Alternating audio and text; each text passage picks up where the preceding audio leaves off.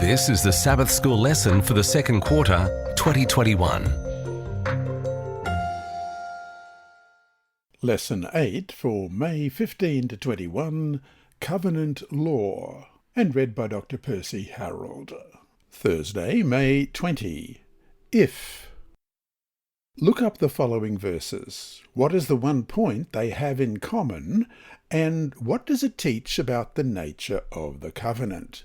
Genesis 18, verse 19. For I have known him in order that he may command his children and his household after him, that they keep the way of the Lord, to do righteousness and justice, that the Lord may bring to Abraham what he has spoken to him. And Genesis 26, verses 4 and 5.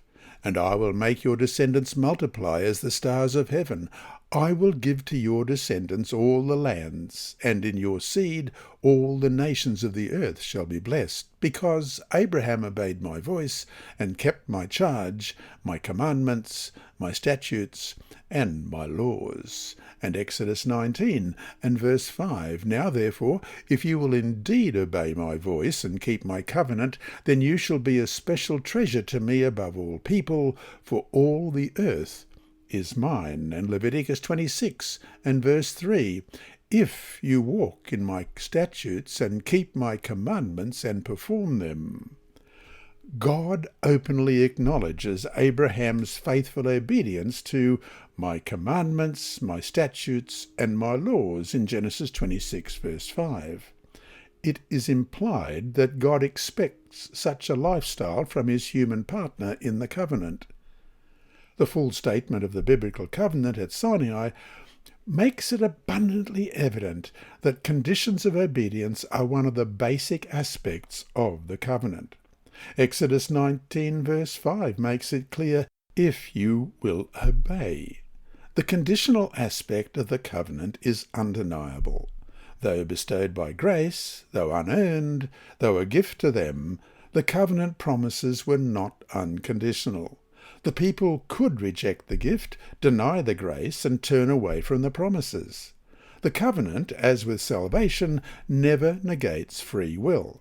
The Lord does not force people into a saving relationship with him. He doesn't impose a covenant upon them. He freely offers it to everyone. Everyone is invited to accept it.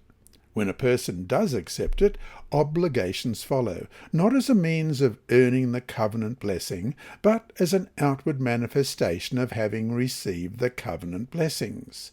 Israel should obey, not in order to earn the promises, but so that the promises could be fulfilled in her.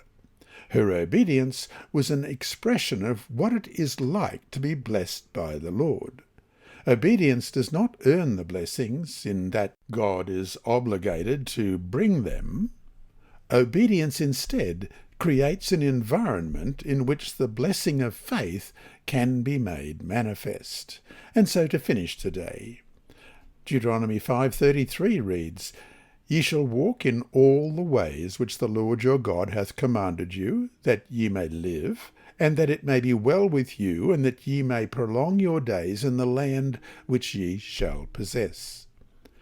Is the Lord saying here to Israel that if they obey, they will earn these blessings, that these blessings are what the people are owed?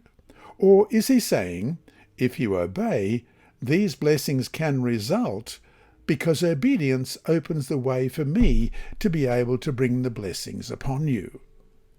What is the difference between the two ideas?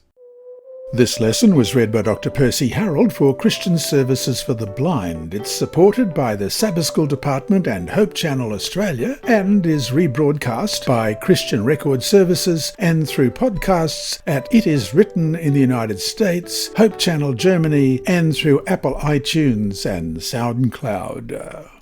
Remember, God is always faithful.